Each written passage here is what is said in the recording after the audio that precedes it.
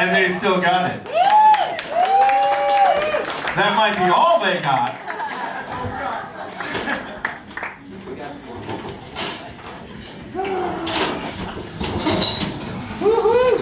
You have no idea. Well, some of you do. What it was like watching them close a set with Kangaroo circa 92. A lot of jumping, a lot of falling. And then there was falling after shows, trying to get stuff back into the apartment. The last time I was in Jersey City. The Vestrymen.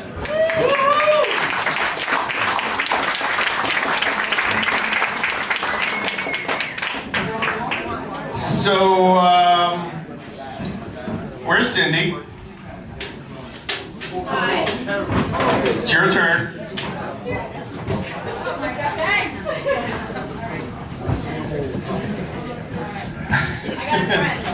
Oh, you're bringing them. Okay, just one for now. Some of us know that, well, actually, I guess all of us know that the reason we're here is to collect a little money to help Ian and Carol and Brad's children in their future. They were 15 and 12? 13 Well, he was last year when he... yeah, but yeah, almost 13. Yeah. When, almost, I know how important that almost is. Yes. I'm not so worried about how close to 54 I am now. It's a while. I just turned 53. Well, actually, that's where the just comes into play. I just turned 53.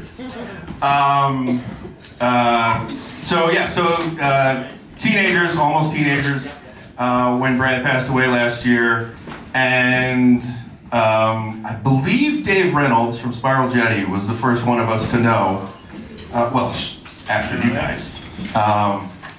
And Dave let us know, and then I think between the Spiral Jetty guys and me, maybe, because most people connected me for my 5 years at Absolute Go-Go Miracle Management at Spiral Jetty because he produced them and was in them for quite a long time. Were asking us, what are we going to do? Should we do something? And Cindy, up in the middle of nowhere, New York State, actually invited all of us to come to the house and hang out and commiserate and tell stories, kind of like what we're doing today. And I think I said this earlier, we got to the end of the day and we had realized that even though 9 or 10 or 12 people had showed up with guitars, nobody picked one up to play because we were all just talking and finding out you knew him that way, we knew him this way, I knew him that way. I always think back to, I have one of the stranger music industry relations with Brad because I was the only one that was ever also in that office. That smoke-filled, rope-filled office above a deli in Oakland, New Jersey, of all places. So we hatched the idea towards the end of that day we should probably put a show together.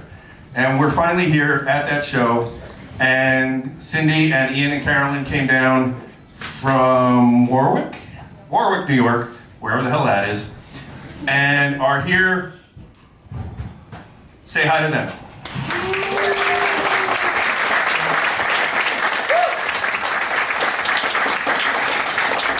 And by the way, there are a lot of copies of the Americans album at the merch table, which I believe is the last official release on Absolute Go-Go.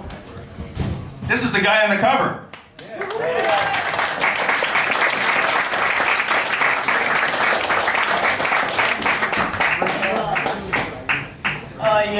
I was just informed that I would be coming up, so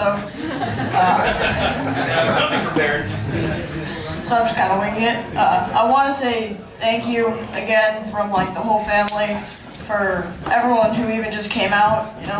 Some from London, some from here in New Jersey. I'm convinced most from a retirement home.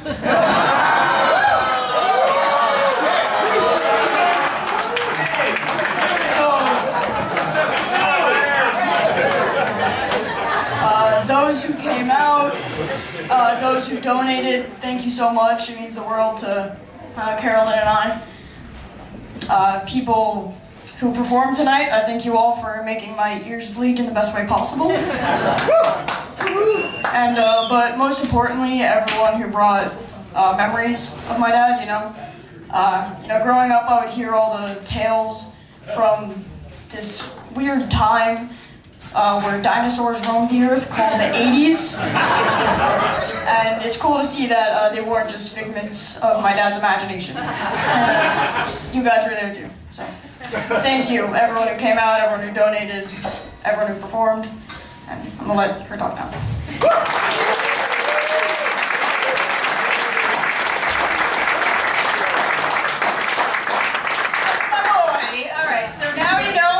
Gets his humor from the illustrious Brad Morrison. Yeah, thank you, Ian, for that, and thank you all for coming. Everything that you've done, I can't possibly list the amount of people or who the people were that have put this together and who have just been so supportive over the past year. To say the last year sucked is an understatement, but it has. It's been a whirlwind, and. Thank you all for everything. The amount of love and support in this room that was at my house is incredible. A lot of you started with stories about how you met Brad, so I thought I would start with how I met Brad. So I was the ripe old age of 17. I had just moved a year prior from Bergen County, New Jersey, where I was born and raised. I moved to Warwick, New York, and I was working in a deli. Delis are, oh yeah, he liked his delis, yeah. I was working in a deli, and this guy would come in, and he would just talk, because he's Brad, and he would tell me that, he's in the music business, and what bands did I like. I told him I liked the Grateful Dead. So he'd leave, he'd order his Taylor ham, egg, and cheese, and get a Snapple, salt, pepper, and ketchup, which, anyway, that's what he ordered. And he would keep coming in, and one day he's like, so, I'm going to London. Do you want to, watch my dogs? I'm like, no.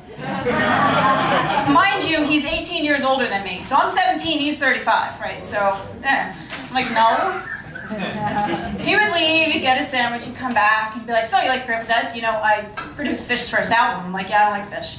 So, sorry. He'd leave, come back in. He'd be like, so what are you doing? I'm like, I just graduated high school, I'm in college, I don't know. He's like, well, what are you studying? And I told him, it was in the sciences. And he goes, well, I was a chemistry major in Bridgeport, Connecticut. I was like, really? Okay. So while he tried with the whole music thing, it didn't work. Once he told me he was into chemistry, I was like, all right, whatever, we'll try this. So long story short, we had our thing, and I don't do music. I don't create this insane, amazing stuff, but I do create beautiful children. So while I have 3, 2 of them are here, and 2 of them Brad did have a huge part in. So I want to thank you all again for what you have provided. The other thing too is that a lot of you have mentioned the farm. You might also find it interesting to know that Warwick is 10 minutes from the farm, so it's not that far up there. All right, so it's only about 10 minutes from that house, but also my 2 children were born in that house. They were both born at home on purpose. People ask me that all the time. It was on purpose, it was intentional, and actually Carolyn shares a midwife with Paul Reeder's daughter, so there's the connection there too. So anyway, that's just some bit of history about how we know Brad, and again, I want to introduce the Painted Birds, who are up next, and I'll stop talking so you can listen to some music.